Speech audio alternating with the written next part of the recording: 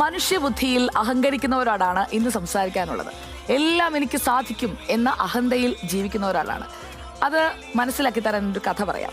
മാറാരോഗിയായ പങ്കാളിയെയും കുഞ്ഞുങ്ങളെയും ഉപേക്ഷിക്കുന്ന മനുഷ്യരുള്ള ഇക്കാലത്ത് നിസ്സാരനെന്ന് നമ്മൾ കരുതുന്ന ഒരു പല്ലിയുടെ നിസ്വാർത്ഥമായ സ്നേഹത്തിന്റെ കഥയാണ്. ജപ്പാനിലെ ഒരു വീട് പൊളിച്ചു പണിയുകയായിരുന്നു. മരം കൊണ്ടുണ്ടാക്കിയ ഭിത്തികൾ, അതിനിടയിൽ ചൂടും തണുപ്പും നിയന്ത്രിക്കാനായിട്ട് പൊള്ളയായ ഒരു ഭാഗം ഉണ്ടാകും.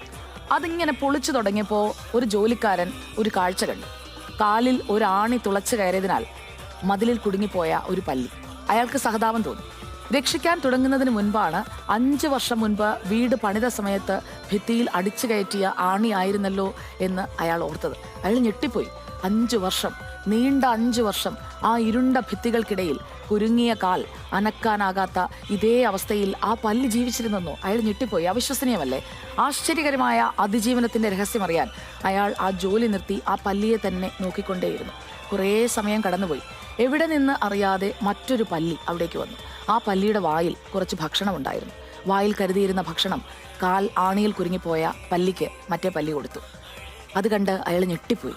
കേവലം നിസ്സാരനല്ലേ ഒരു കുഞ്ഞൻ പല്ലി, ആണിയിൽ കാലു കുടുങ്ങി അനങ്ങാനാകാതെ രക്ഷപ്പെടുമെന്ന് യാതൊരു പ്രതീക്ഷയുമില്ലാത്ത മറ്റൊരു പല്ലിക്ക് വേണ്ടി കാത്തിരുന്നത് 5 വർഷമാണ്. ഒരു ദിവസം പോലും മുടങ്ങാതെ ഭക്ഷണവും നൽകി. ഈ 2 പല്ലികൾ നമുക്ക് നൽകുന്നത് വലിയ പാഠമാണ്. അതിജീവനം എന്ന് പറയുന്നത് കേവലം നിലനിൽപ്പല്ല, തകർച്ചയിൽ നിന്ന് പുതിയ ഒരാളായി പിറവിയെടുക്കലാണ്. ഇരുട്ടെത്ര കടുപ്പമേറിയതായാലും ഒരു പുലരി വരാതിരിക്കില്ല.